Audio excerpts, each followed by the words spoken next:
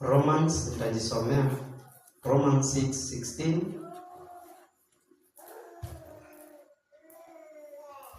Naendelea kuyashikanisha yote. Hamjui ya kuwa kwake yeye ambaye mnajitoa nafsi zenu kuwa watumwa wake katika kumtii, mmekuwa watumwa wake yule mwenye mnaye mtii. Hamjui ya kuwa kwake yeye ambaye mnajitoa nafsi zenu kuwa watumwa wake katika kumtii, mmekuwa watumwa wake yule mwenye mnaye mtii, kwamba ni mtumishi wa dhambi,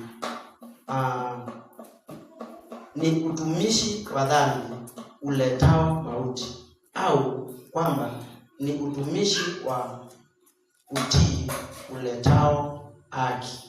Bwana asifiwe sana. Amen. Haya maandiko yote yanahusu kutii. Bwana asifiwe. Amen. Amen. Amen. Amen. Amen. Hallelujah. Amen. Tuko pamoja? Amen. Are we together? Amen. Yes. Tumesoma pale katika Esther 3 mstari wa 2. Esther mstari wa 2, reduce kidogo. Esther kifungu cha 3 mstari wa 2 mpaka wa 4 umeongea kuhusu watu wa 4. Amen. Amen. Umeongea kuhusu Haman, umeongea kuhusu watumishi akiwepo Mordekai, umeongea kuhusu mfalme. Bwana asifiwe sana. Amen.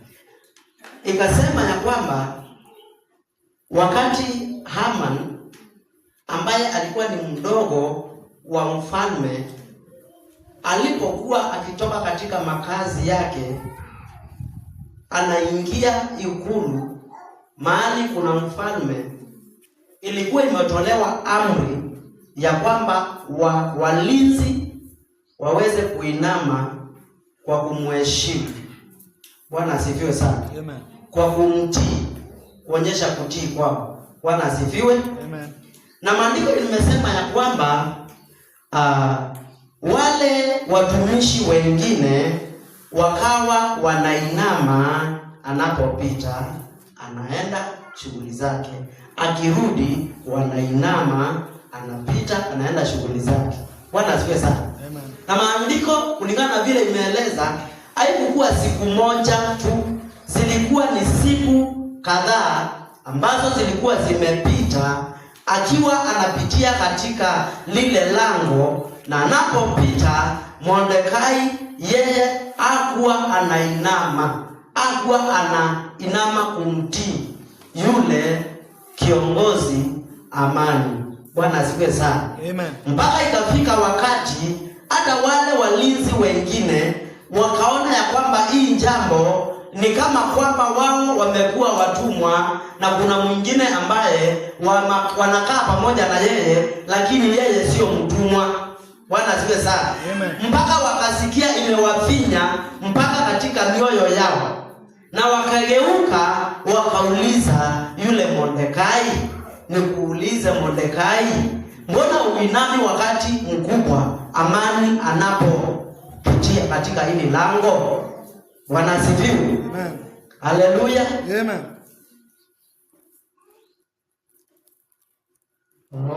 Alikuwa anaingia. Nimekuona. Bwana asifiwe sana. Amen. Nisikie nimenyamaza ujue nimekuangalia. Bwana asifiwe. Amen. Na wakati walipomgeukia wakamuuliza, wakawa na konzana. Tuseme ni Lois, mahali anafanya kazi. Acha nimtumie tu. Wakati wako katika stafu, mwalimu mkuu ama yule mwanjiri wao anapokunja wanafaa kusimama kama ishara ya kumtii. Yaani wao wameketi tu pale kwa ofisi. Yule mwanjiri akikunja wengine wanasimama, yeye anabaki ameketi chini. Bwana asifiwe. Na inafanyika kwa muda. inafika wakati mpaka walimu wengine akienda huyo mkuu wao anakuja anamuuliza, nikuuliza wewe, kwani unjuangi kama umeajiriwa hapa? Kwani wewe ndio umetuajiri? Kwa sababu wewe tunaona sisi tunasimama ili tumtii, na wewe hakuna wakati hata mmoja umefanya hivi. Bwana asifiwe sana.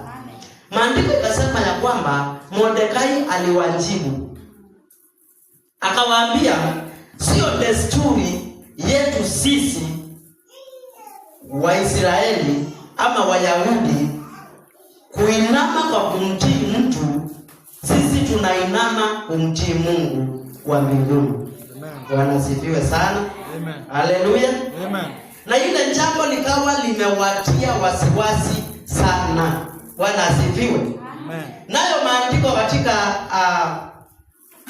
Acts ama Matendo ya Mitume 4:19 ule mstari wa 19 na 20 umesema nini? Amen. Umesema hivi, naweza kukurudia ili upate vizuri. Petro na Yohana wakajibu wakawaambia wale waliokuwa wanawauliza kwamba ni haki mbele za Mungu kuwasikiliza ninyi kuliko Mungu. Hukumuni ninyi wenyewe. Bwana asifiwe sana. Amen. Yaani itakuwa aje sisi tuache kumsikiza Mungu wa mbinguni, tuanze kuwasikiza nyinyi, tuanze kufanya vile mnavyosema, ama tutamsikiza Mungu wa mbinguni peke yake ambaye ndiye tunayetii peke yake. Bwana asifiwe sana. Amen. Mstari wa 20 unasema, maana sisi hatuwezi kuacha kuyanena mambo tuliyoyaona na kuyasikia. Bwana asifiwe sana. Amen. Haleluya. Amen. Amen. Amen. Saidia ambao ni washuhuda wa Kristo Yesu aliyekufa na akafufuka, kukosa kuyanena yale ambayo tuliyaona na tukayasikia. Bwana asifiwe. Pale chini anasema ya kwamba maana sisi hatuwezi kuacha kunena mambo hayo, yale ambayo sisi tuliyaona na tukayasikia. Kwa hivyo wanasema hivi, hatuwezi. Judge for yourself whether it is right in God's sight to obey you rather than God, for we cannot but speak of what we have seen and heard. Bwana asifiwe sana. Wakasema ya kwamba hatutawatii nyinyi wakuu wa masinagogi, watawala wa nchi, pasipo kumtii Mungu. Bwana asifiwe sana. Pale katika kitabu cha Warumi, haleluya, amen, tulikuwa tumesoma mstari wa 6 na 16, ukasema nini? Yaani yule unayetii huyo wewe ndiye unafanyika mtumwa wake. Amjui ya kuwa kwake yeye ambaye mnajitoa nafsi zenu kuwa watumwa wake katika kumtii. Kwa yule unayemjitoa kwake unafanyika kuwa mtumwa. Bwana asifiwe. Hapa unaweza fanyika mtumwa mara mbili. Bwana asifiwe. Unaweza fanyika mtumwa kwa kumtii Mungu, uwe mtumwa wa Mungu. Bwana asifiwe sana. Unaweza fanyika mtumwa kwa kumtii Mungu wa ulimwengu huu ambaye ni Shetani, uwe mtumwa wake. Bwana asifiwe sana. Haleluya. Kwa hivyo unaweza fanyika mtumwa pande moja ama ile nyingine. Hauwezi ukasimama katikati. Bwana asifiwe. Na maandiko pale ikasema ya kwamba wakati wale walinzi, tukirudi pale kwa Esther, walipomuuliza yule Mordekai kwa nini yeye hawezi akainama, akawaambia sio desturi yetu sisi Wayahudi kumtii ama kuinamia kwa kumtii kitu kingine chochote kulingana na amri 10 ambazo zilipeanwa na Musa. Bwana asifiwe. Ya kwamba usiabudu kitu kingine chochote mfano wa Mungu. Bwana asifiwe. Kwa hivyo akawa amesimama katika ile amri na akawa anaitimiza kwa kweli. Bwana asifiwe sana. Amen. Sijui wewe kutoka ulipompokea Kristo umetii mpaka kiwango gani? Hawa Yohana na Petro na Yohana wakawa wanatembea wakieneza injili. Bwana asifiwe sana. Amen. Na tunakumbuka ya kwamba Petro alikuwa amechukuliwa na kuwekwa korokoroni. Bwana asifiwe. Wakati Yohana James alikuwa ameuliwa na ikapendeza wale Wafilisti, na yule mfalme akataka kumuua Petro pia. Bwana asifiwe sana. Tulisomewa hapa na mchungaji siku nyingine. Na alipowekwa korokoroni akawekewa askari pande zote. Maandiko yanasema ya kwamba na kanisa likaomba ili likaweze kumnasua katika mikono ya mfalme. Na hapo chini ndio maandiko inasema ya kwamba Petro na Yohana wakawa wanatembea wakihubiri, wakimshuhudia huyu Yesu ambaye wamefanyika watumwa. Bwana asifiwe. Kwa kumtii. Bwana asifiwe sana. Kwa kufuata neno lake. Bwana asifiwe. Na kunena matendo ambayo Yesu Kristo alikuwa akiyafanya wakati alipokuwa anahudumu katika ulimwengu huu. Bwana asifiwe. Na Yesu alipopaa juu, maandiko inasema katika kitabu cha Acts ama kitabu kile cha Matendo ya Mitume mlango wa 2 inasema ya kwamba akawaambia, mkae Yerusalemu mpaka mtakapopokea Roho Mtakatifu atakayewatiisha. Bwana asifiwe sana. Na atakayewapea nguvu za kutangaza ujumbe huu na injili hii njema. Bwana asifiwe sana. Amen. Kwa hivyo inakupaswa mpendwa kutii Mungu, usitii mambo ya ulimwengu. Bwana asifiwe. Haleluya. Amen. Kwa hivyo hapa tunapoona Mordekai amesimama katika kiwango cha agano la kale. Bwana asifiwe. Amen. Aungamite ngalikwea yotia ni omukuru. Bwana asifiwe. Na Petro na Yohana maungamite ngalikweno yotia ni omweo. Bwana asifiwe. Amen. Aungamite Mordekai ayanisia miao ya Mose. Bwana asifiwe sana. Na Yohana na Petro maungamite mayanisia grace that was left by Christ. Bwana asifiwe sana. Kwa hivyo inakupaswa ukaweze kutii, ukaangalia katika msimamo wako ni mambo gani ambayo unatii. Maana yale unayotii unafanyika kuwa mtumwa kwa mambo yale. Bwana asifiwe sana. Haleluya. Amen. Na yale mambo ambayo tunayotii ndio yanayotubeba na yanatufanya tuweze kukaa jinsi tulivyo. Bwana asifiwe sana. Sijui wewe wakati ulipookoka ni mambo gani unaendelea kutii? Unatii Mungu ama unaendelea kutii mambo ambayo ni ya ulimwengu? Bwana asifiwe sana. Yesu alipokuwa anaendelea na kufanya kazi yake hapa duniani, siku moja akaletewa mama. Akaambiwa huyu mama tumempata akizini. Mama peke yake akaletwa peke yake. Bwana asifiwe sana. Akaletewa mama peke yake. Na maandiko inasema katika Leviticus na katika Deuteronomy ya kwamba wakipatikana wote wawili wanafaa kuuliwa hapo kwa hapo. Lakini hawa Wayahudi wanamletea, Mafarisayo wanamletea mama peke yake. Bwana asifiwe sana. Wakitaka kumjaribu katika zile amri. Bwana asifiwe. Lakini Yesu alisimama katikati akasema ya kwamba yule ambaye ana dhambi amrushie awe wa kwanza kurusha mawe. Bwana asifiwe sana. Na alipoinama akiamuka akakuta ya kwamba hakuna hata mmoja alikuwa amebaki waliyekuwa wamemleta. Bwana asifiwe. Maana walikuwa wanatafuta njia ya aweze kutii maneno yao ili waweze kumfanya kuwa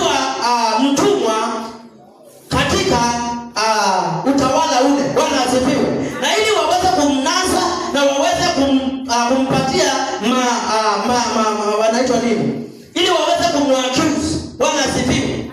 Ama mamuwekelea mashtaka ya kwamba alisema huyu mama apigwe na mawe. Bwana asifiwe. Lakini mwanaume aliweza kuondolewa. Bwana asifiwe sana. Haleluya. Kwa hivyo akasema ya kwamba alikuwa anapendelea. Kwa hivyo chochote kile unachotii katika maisha haya, ujue ya kwamba kinakufanya kuwa mtumwa. Bwana asifiwe. Sijui siku ya leo wewe ni mtumwa wa mambo gani? Bwana asifiwe sana. Sijui ni mambo gani ambayo unasema hii tuliachiwa na hatuwezi tukaacha. Bwana asifiwe sana. Haya niliyapata yakifanywa na siwezi nikayaachilia. Bwana asifiwe sana. Haya ninaona ni mazuri sana, siwezi nikaacha. Bwana asifiwe. Ninakumbuka katika maandiko mfalme wa kwanza wa Israeli alikuwa anaitwa Sauli. Bwana asifiwe sana. Sauli alipochaguliwa na Mungu alitumwa na akapewa maagizo. Bwana asifiwe. Akaambiwa enenda, mimi ndiye nimekutuma. Nimekuchagua wewe mfalme kwa sababu nataka kukutuma uende umalize Waamaleki wote. Kila kitu katika hiyo nchi usibakishe. Bwana asifiwe sana. Alipoenda alienda na akawaza katika roho yake, akakosa kumtii Mungu, akatii mawazo yake. Akasema huyu mfalme anaweza niokoa pia. Hizi mbuzi naweza beba pia nikatoe sadaka. Bwana asifiwe sana. Na akajichagulia zile vitu nzuri na akabeba na akarudisha. Kumbuka yule nabii wa Mungu Samueli alipokuja akamuuliza, ninasikia sauti. Hizo sauti ni za nini? Bwana asifiwe. Akamwambia, mimi niliona sitamtii Mungu lakini nitatii systems. Vile ninajua kunavyofanywa wakati wafalme wanapoenda vitani, wakienda wanachukua zile nzuri, wanachukua dhahabu, wanachukua pesa, wanachukua ng'ombe zilizonona, wanachukua wanawake wazuri, wanachukua zile vitu nzuri zote, wanachukua wanabeba, ili kama ishara ya kwamba wameshinda vita. Bwana asifiwe sana. Akazileta akasema, nimemleta hata huyo mfalme ambaye nimemshinda, nimembeba, niko naye hapa Agagi, niko naye, kumaanisha nimeshinda vita. Lakini Mungu alikuwa anataka nimalize kila kitu, lakini sio kanuni na desturi ya wafalme. Wakienda vitani lazima waende wajinyakulie zile vitu nzuri. Haleluya. Amen. Bwana asifiwe sana. Amen. Haleluya. Amen. Ilikuwa ni desturi. Alikuwa ametii desturi zile ambazo zilikuwa zimewekwa. Systems, beliefs, culture alikuwa amebeba. Bwana asifiwe sana. Hata kama alikuwa ameitwa mfalme, hata kama alikuwa amemwagiliwa mafuta. Bwana asifiwe sana. Bali alikuwa amebeba na akashikilia ili aendelee kutenda kulingana na moyo wake. Bwana asifiwe sana. Lakini Mungu mwenyewe alikuwa amesema, maliza kila kitu na usibakishe hata kamoja. Bwana asifiwe sana. Amen. Amen. Amen. Na wakati Mungu alipokuwa ananipea hili neno, haleluya, amen, nikawa ninamuuliza maswali. Ninamuuliza, ni wapi naweza kuwa nimeacha kitu ambacho mimi kwangu ninaangalianga ninaona ni kitu cha thamani. Nikiangalia ninaona ya kwamba haya ni ile mipango ambayo niliipata, tuliachiwa kama familia. Baangalia yetu kwa maongola mekeka. Ni mambo atia hata. Bwana asifiwe sana. Amen. Lakini akawa anasema ya kwamba kile ambacho unachotii unafanyika kuwa mtumwa. Unawezekana umechaguliwa, inawezekana umeokoka, inawezekana umebatizwa, inawezekana unashuhudia. Bwana asifiwe. Amen. Lakini hayo mambo ambayo umeshikilia na yanapotajwa unatii, ujue ya kwamba wewe ni mtumwa katika yale. Bwana asifiwe sana. Amen. Na nilipokuwa katika mafunzo tukiwa huko Uganda, yule mtumishi wa Mungu akawa anatufunza kuhusu utawala, nguvu na mamlaka. Utawala, nguvu na mamlaka. Akasema utawala kazi yake ni kuandika amri. Hapa Kenya, ili nifananishe, juzi tumechagua Muthende wa Muthende. Wanasifiwe. Ni wa Muthende si wa Muthende? Si walisema ni wa Muthende si wa Muthende? Wakasema ni wa Muthende. Wa Muthende ni MP, Member of Parliament. Member of Parliament anaendanga huko kwa Parliament National. Anaenda anaandika kitu inaitwa policy. Wanasiweza. Anaandika policies na wanapitisha ili mambo yaweze kufanyika hapa kwa ground. Tuko pamoja? Halo? Wa Muthende anaenda kuandika huko. Bwana sifiwe. Nayo hii inaitwa utawala. Katika hizi tatu nimekutajia. Nimesema sasa Kikamba inaitangwa aje? Mwanene, Mwokomu na Mosumbe. Ni Mosumbe. Ndiyo kama hiyo lakini hata sasa. Mosumbe. Mosumbe ni modulas. Mosumbe ni mwana wa rulas. Mwana sipe sana. Asini mama aenda ama kaandika. Maundu asuwate ya. Asuwethi ya kwenu. Asuwethi ya semeka. Ati ibatikeza ngingo. Ati kwenye kawada. Maandikiwe ni rulas. Ni Mwokomu asu. Ni maandikiwe. Na maandika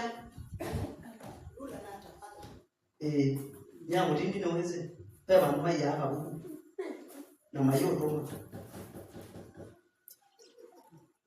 Halo, nikite taboneka na mfano mayoto enda pana kwa dini uweze yakabuku no yosa no yete no inenga ngani na wa munenga usua isoma ndu kuandike yo bwana zike sana na somo kwa ndu kuandike to ayiwa aya ni mumagalia lamu ya jea bwana asifiwe. Amen. Sana si Israeli si Afrika Sinai.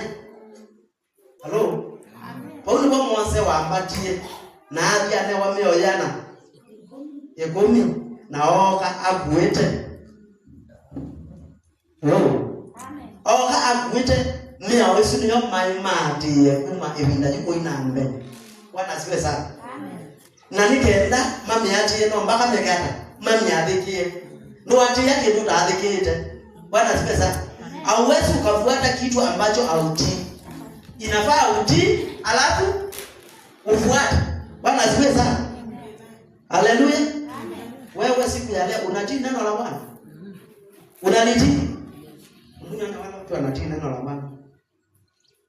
Tunaweza sema tunatii. Bwana asifiwe sana. Amen. Kwa kusema tunaweza sema tunatii. Haleluya. Amen. Lakini kwa kutenda tunatii. Bwana asifiwe sana. Amen. Wakati mwingine tuseme hivyo. Wakati mwingine. Bwana asifiwe sana. Amen. Lakini ukienda uangalie, ningetaka kukupatia hii homework. Wende uangalie wazee wale unasikianga wanaendanga kutoa dhabihu na sadaka. Wale wa mlima na wale wengine. Kama ni kutii, wanajua kutii sawa sawa. Bwana asifiwe sana. Amen. Hawaendangi kando wala upande. Amen. Amen. Lakini sisi wakati tunapoelekezwa na Roho wa Bwana, wakati mwingine tunamuulizana maswali. Wao waulizani maswali wanasemanga yes sir. Bwana asifiwe sana. Amen. Unafaa kuwa unasema yes sir. Kama Roho amesema hivyo ndio kunaenda. Bwana asifiwe sana. Kwa hivyo Mordekai akawa yuko pale. Na zile amri maandiko imesema wakati Calvin alikuwa anasoma ya kwamba mfalme alikuwa amepitisha, akaandika na akapeana kwao.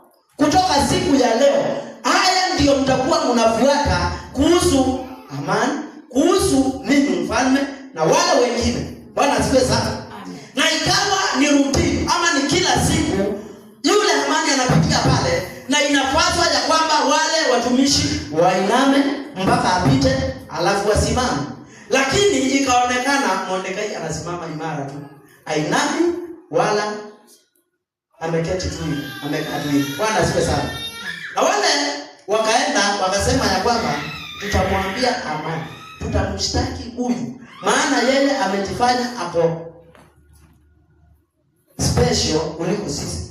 Wacha tumseme, maana sisi hatutafanya kazi yenye sisi tumeajiriwa, mshahara ni moja, lakini sisi tunatii, yeye atii. Bwana asifiwe sana.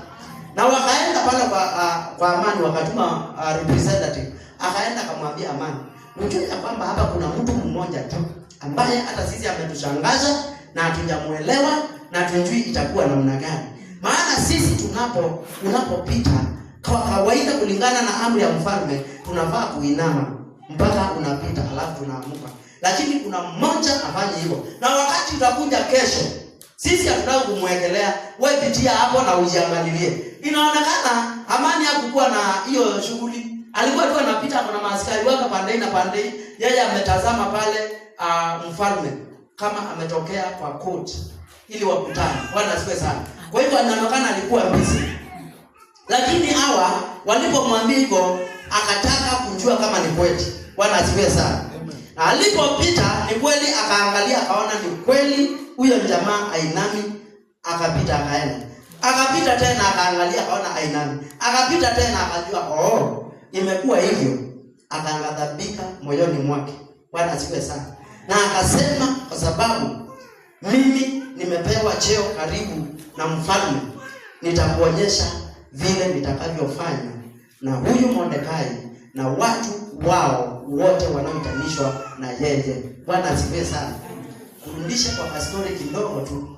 Tulipokuwa tunaongea mambo ya Sauli na tunaongea mambo ya Amaleki, yule mfalme Agagi, huyu Haman ni mjukuu wa mbali kutoka kwa Agagi.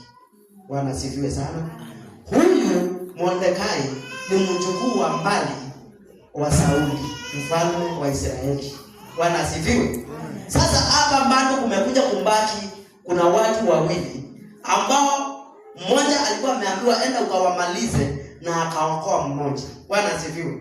Lakini raundi hii huyu Amani hataki kumwacha Mordekai. Ameandika barua kote. Amesema ya kwamba nitakapofika siku fulani wote tutawamaliza, na akaenda akatengeneza mahali pa kumweka juu ili amuue yule Mordekai akionekana na watu wote na aweze kumaliza kizazi chao chote. Bwana asifiwe sana. Lakini ikafanyika ya kwamba anapofanya haya mambo yote amesahau kitu moja, ya kwamba Esther ni queen katika ule ufalme. Bwana asifiwe sana. Esther amelelewa na yule Mordekai. Bwana asifiwe sana. Haleluya. Kwa hivyo anapoenda kupanga mipango, mfalme anapoweka diary yake kwa meza, Esther anaangalia. Bwana asifiwe. Kile kimeandikwa anaangalia, anasoma. Bwana asifiwe. Kwa hivyo alisoma akaona vile Amani amepanga kinyume na Wayahudi. Bwana asifiwe sana. Haleluya. Amen. So ingawa yule Mordekai amekataa kuinama kulingana na desturi ya Waibrania, ni kwamba naye Amani amekasirika na angetaka kulipisha kizazi vile Sauli alifanyia Waamaleki. Ingawaje hakuwamaliza, lakini yeye Amani anataka kuwamaliza wote. Bwana asifiwe sana. Na ilipokuwa hivyo, Mordekai hakuogopa, hakuonekana kuyumbayumba kwa ajili ya maneno hayo. Akasema ya kwamba yeye hatamwaibisha Mungu wake. Yeye hataweza kuinamia kingine chochote isipokuwa Mungu wa Israeli. Bwana asifiwe sana. Na alipokuwa anaendelea na mipango ikaenda juu sana kuhusu kumalizwa kwa watu anaotanishwa na Mordekai, Mordekai akaendelea kumwamini Mungu. Bwana asifiwe sana. Maana unapoendelea kumwamini Mungu ni kwamba naye anaendelea kumpangia mipango mizuri. Maandiko yanasema ya kwamba mawazo aliyonayo kwetu sio ya kutuharibu, bali ni ya kutupatia mwisho mwema. Bwana asifiwe. asifiwe. Tungetaka kuona huu mwisho mwema unakaa namna gani wakati tunapomwamini Mungu, tunapokataa kuinama katika systems ama mipango ya ulimwengu ambayo imepangwa. Bwana asifiwe. Na nikawa siku nyingine ninaongea na mtumishi wa Mungu anaitwa Evans. Haleluya. Mchungaji anajua Evans. Na tukawa tunaongea wewe. Sio hapo kwa kazi. Na sijui tulielekea wapi.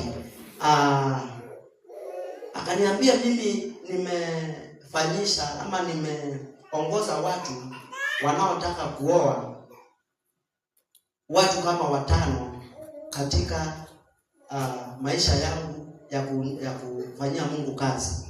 Na akaniambia ya kwamba kitu ya kwanza mimi huwaelekeza wale wandugu ama wale wananda wasifanye ibada yoyote wanapopanga mambo ya harusi pasipo kunihusisha the first day.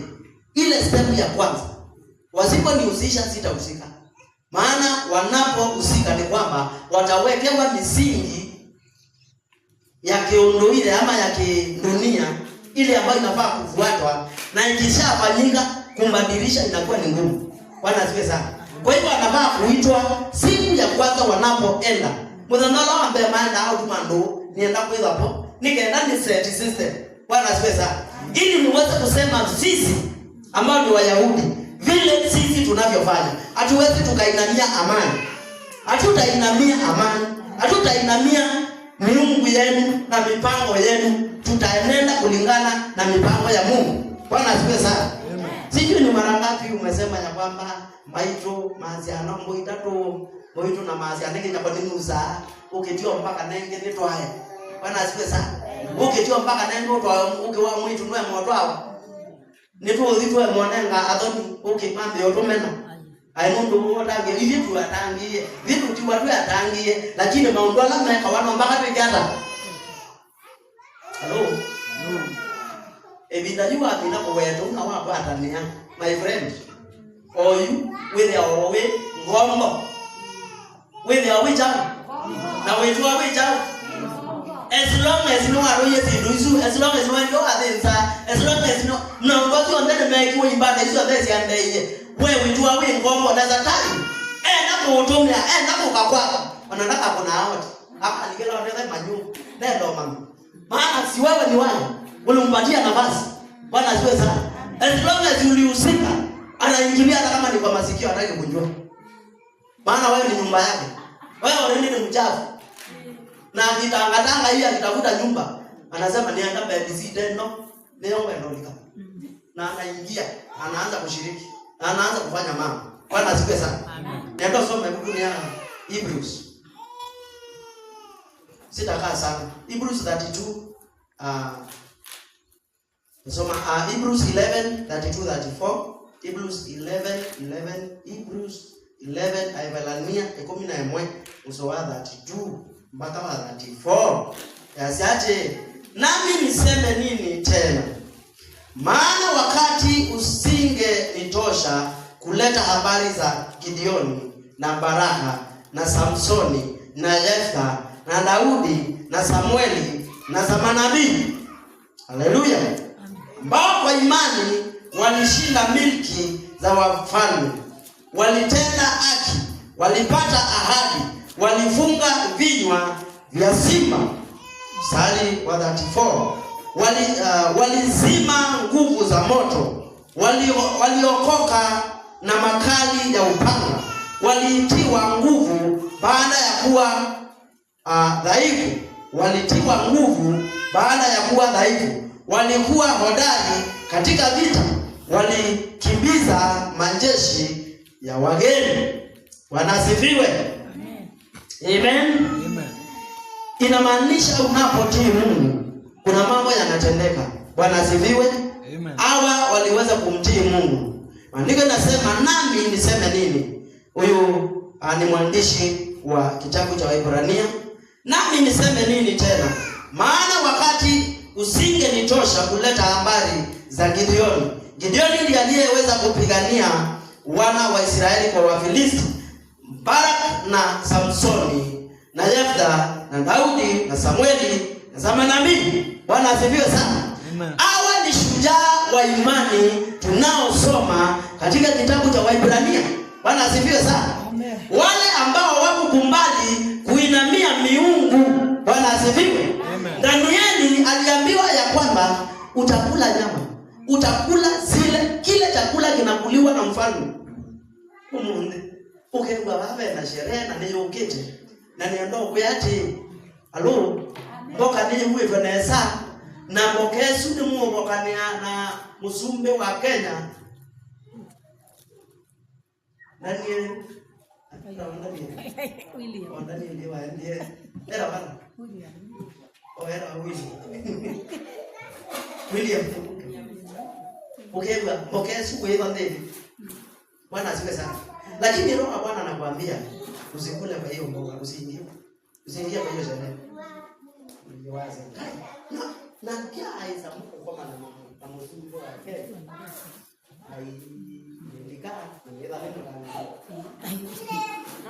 Nilika ndio maneno la. Bwana asifiwe sana. Amen. Lakini roho Bwana amekutaka hapo. Usiende wala usishiriki.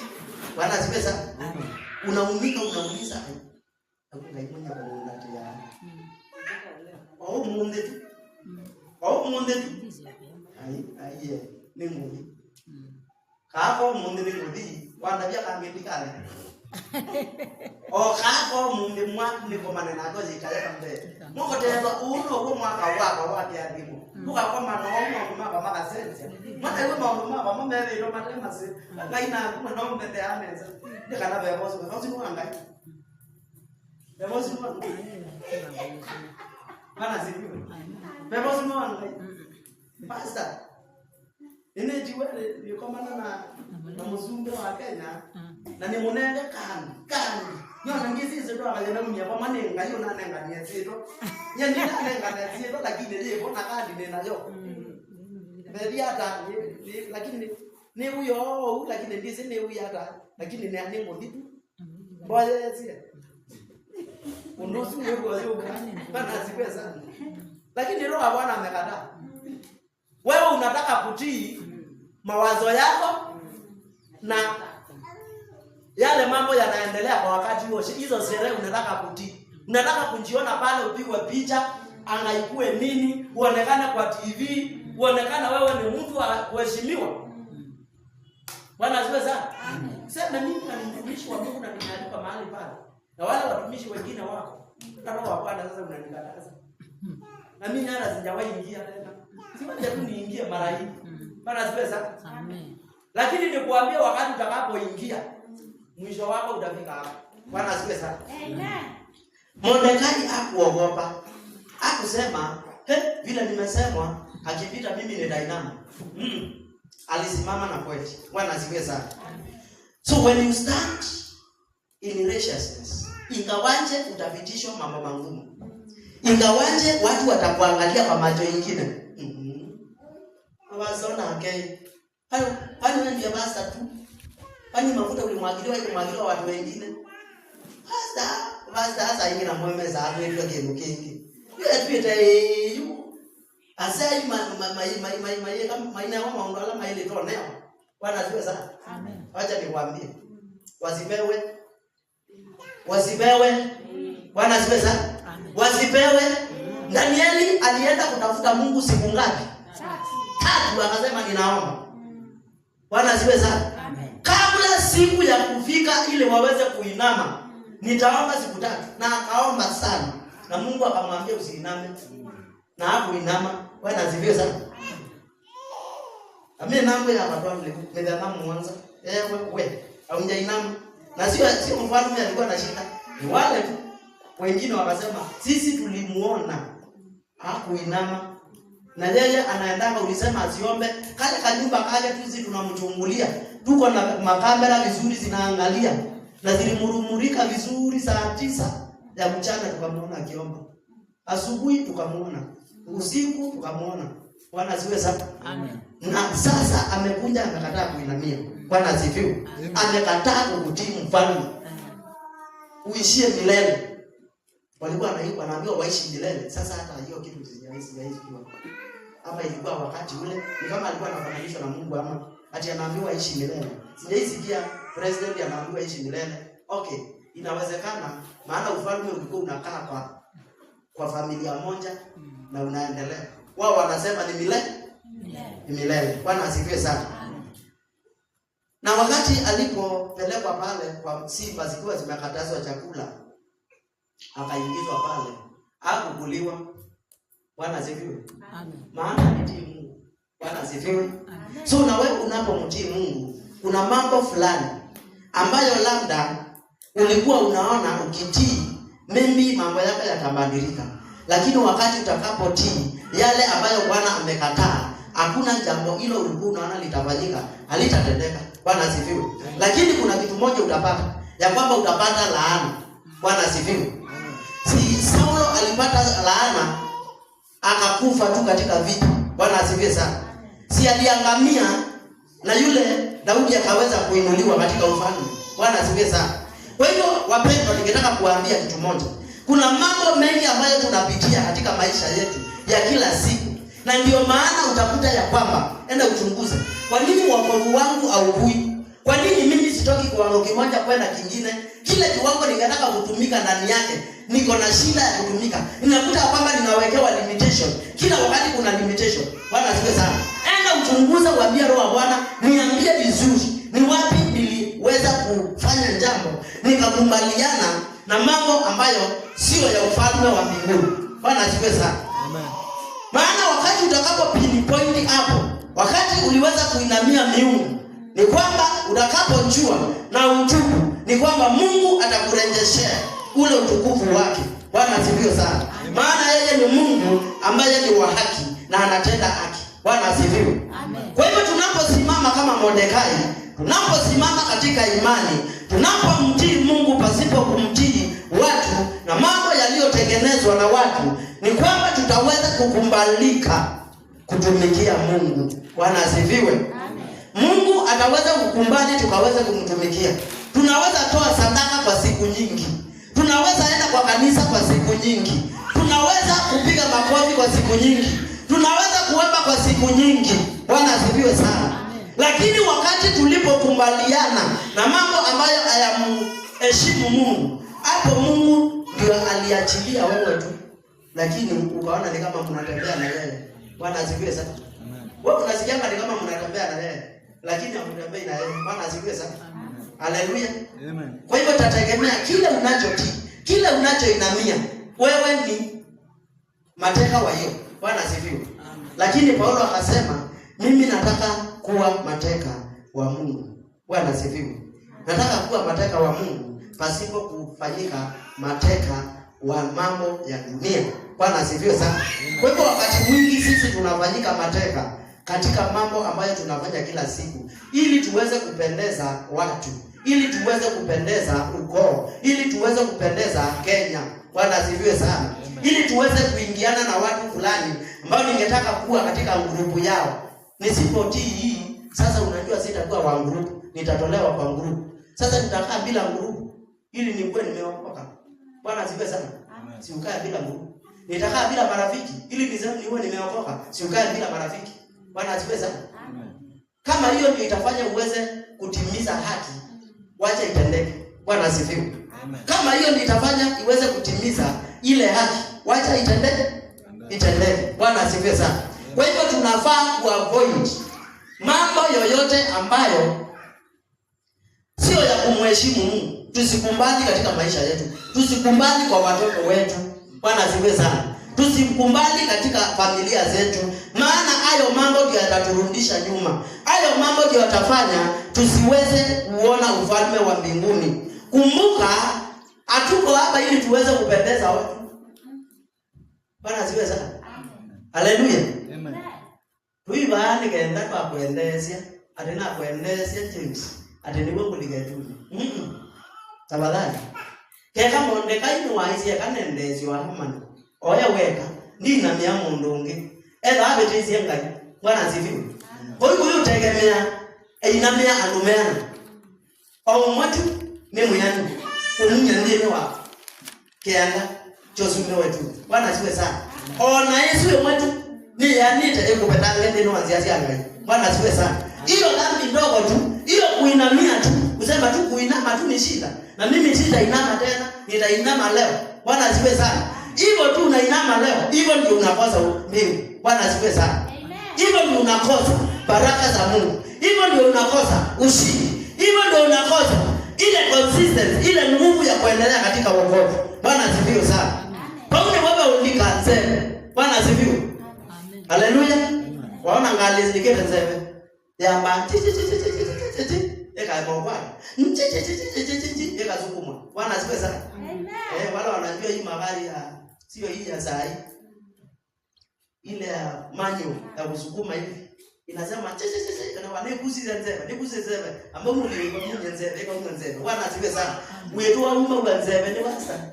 Nige ndo ndo kwata, nige ndo hapo nige ndo ndo kutembea ndani watangio, utaona kwikala kwendani kwanga hii. Bwana asifiwe sana. Maongozi mama ubiki ya nzeve. Abazo nga atindi yao kukumya nzeve. Na ne anaanza kusukuma imanazo, tumuboje twende na usukuma. Twende na usukuma ya ndio kwake leoni. Kani tu akanyunga mange leoni ndio kama abantu bange. Nondo yenyewe yoni tona kwata baiteo. No mpaka yiki wa boss ya umesukuma. Nikaenda tona kwata. Bwana asifiwe sana. Wamama mwende na usukuma. Wende kusukuma oka ya wabantu kadheoni. Nikaenda kusukuma woduka ubeze. Nikaenda tona kwata. Bwana asifiwe sana. Nenda kuyati maundasu. Ni mama utuma watu wa ungamaka leoni. Wetelele nikaenda sukumwe. Bwana asifiwe sana. Lakini unafaa kuwa wewe mwenyewe uko rinde. Bwana asifiwe sana. Maandiko yamekwaza tukambata na ndo utandio. Weza kwamba tendi. Kala ungamaka leoni. Nikaenda sukumwe kwate. Bwana asifiwe sana. Weza tendi. Uko nekauta unoa. Uitangaza yulua Yesu yuta. Utalela. Bwana asifiwe sana. Wenda kuja wapando. Nikaenda kasukumawa. Bwana asifiwe sana. Bwana asifiwe wapendo. Wacha tuachane na hiyo mtindo ya kusukumwa ili tuweze nikaenda tu ikinaichi. Ukawa uko naende nezu ni yakwata uko na ndio bwana ngi. Aende ingaliza mudembozu. Zuma za sio kilio kese yuma. Bwana asifiwe sana. Lakini wewe wasuki umeenda buru Bwana asifiwe sana. Wewe naziendo ngani ni wako. Na siadalile nundu ni wetekelile kwazikia. Maundu manje Bwana asifiwe sana. Wezaja unye sio kielei hiyo. Bwana asifiwe sana. Na kala uliko ungama, wa ungama ndumabu wenge. Bwana asifiwe. Na mpaka usukumwe. Bwana asifiwe sana. Wacheni wapenda tusiwe watu wa kusukumwa. Wacha tukumbali Yesu atutawale. Wacha tukumbali nguvu za Mungu zitutawale. Bwana asifiwe sana. Tusikumbali kuwa watu wa kuchemushwa. No mpaka hapo wengi. Bwana asifiwe sana. Amen. Na tukubalike. Ndio kwa mambo ala tukitembe tukana kwiki yangaimbe. Bwana asifiwe sana. Kwa mambo ala tukitembe tukana vitu changaimbe. Tukana vitu chosube wangaimbe. Tukavitu cha maondombe. Tukaya ume maitombe. Tukaya mawiyambe. Bwana asifiwe sana. Tukaya mautanumbe. Mambo ala tukitembe. Ni maana utuma tuwe kangoma. Sio maongozi. Bwana asifiwe sana. Na hiyo ndio maandiko inasema ya kwamba tusiweze kutii mambo mengine yoyote ambayo sio neno la Bwana. Kama haifuati neno la Bwana, wachana nayo. Bwana asifiwe sana. Oneva ni oxygen. Yakana nayo. Abadhani uende ukiwa hivi. Bwana asifiwe sana. Kila maongozi umefika oxygen.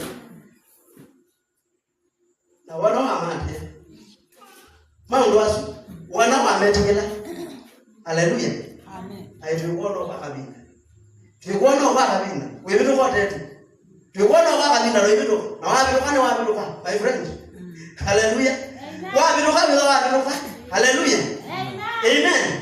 Na ndio hii mambo ya Moses yeye anataka ndio kwazo kila wakati. Dada ndiye anajikwaza hata sio unamkwaza.